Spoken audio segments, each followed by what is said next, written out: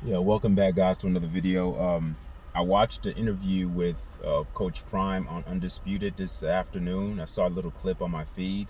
I didn't watch the whole show, but I just watched a segment with with Coach Prime, aka Deion Sanders, and there seems to be a lot of hope in his eyes about the upcoming season.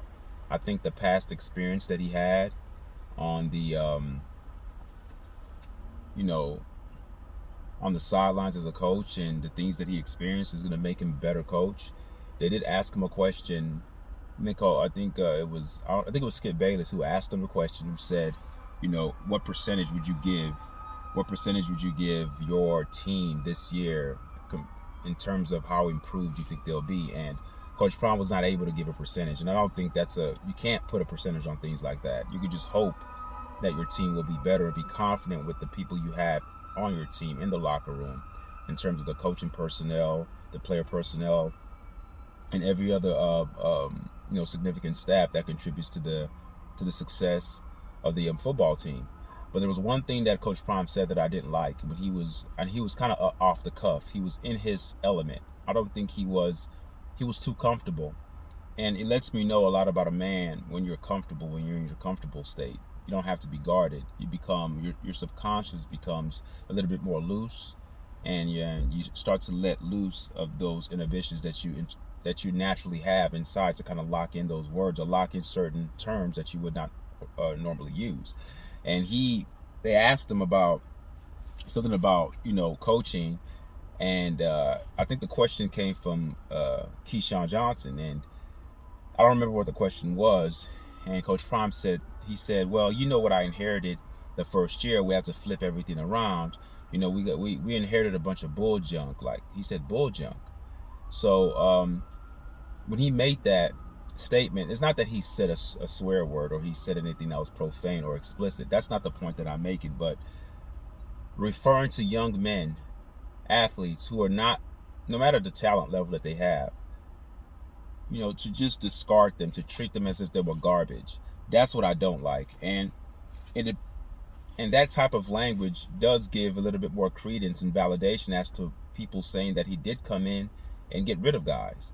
Of course, he's going to say that he didn't tell people to leave, that they hit the portal, but you can create an atmosphere and you can create an environment that makes players want to leave. If you don't communicate with them, if you don't give them the confidence that you believe in them, if you're giving them hints that you want them out, it doesn't take that much messaging for people to understand if they're needed or if they're not needed. And when he referred to those first year players as, the bull junk or the bull or whatever he said something like the bull junk that I had to come in with. That's a little bit sad.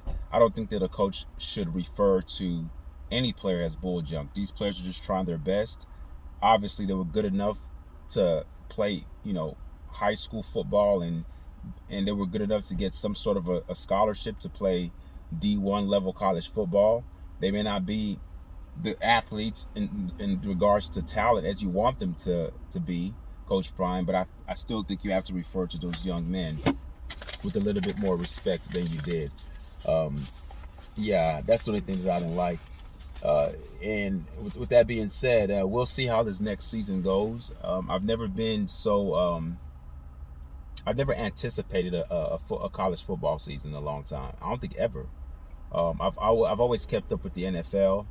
I'm not a big sports guy. Like I watch sports, but I'm not like a diehard guy where I'm keeping up with stats and I'm watching everything. I can be transparent and tell you guys I haven't followed a team as much as I followed Colorado this year. That's in all sports. I mean, I'll take that back. When LeBron was playing for the Cavaliers, I did follow him a lot. When he initially moved to the Lakers, I followed him a lot. So I'll take that back. But Colorado is a team that I follow. And the football team, that's the team that I follow. Not the basketball team, not anybody else, but the football team. Because there's so much that's going on that team. It's like drama. It's like a soap opera. You have the access with the social media, access that allows people to get inside of what's going on inside the locker rooms. The team gets to be followed. No team in the country gets as much eyes on them as Colorado University. And it's a gift and a curse. It's a gift, the fact that you're putting yourself out there and exposing yourself to recruits and you're giving more attention to your team. But the curse can also be you're allowing yourself to be dissected and allow more critics and people who are looking for things to criticize to be critical of. And you're also giving other teams a little bit of, a little bit more fuel, a little bit more incentive to knock you off of your platform. So yeah, that's the only thing I didn't like about the interview. He referred to those men as the BullJunk that I inherited. Those kids weren't BullJunk. Yeah, they weren't as good. They were 1-11. But with that being said, don't refer to those men as BullJunk. All right, Coach Prime, you can do better. Do better with your words. All right, guys, take care. That's just my update with what I heard today on not First Take, but Undisputed with Skip Bayless and Keyshawn Johnson, the interview that they did with Coach Prime. All right, thank you guys for listening. Stay tuned for the next video. Leave a comment, tell me what you guys think. All right, bye.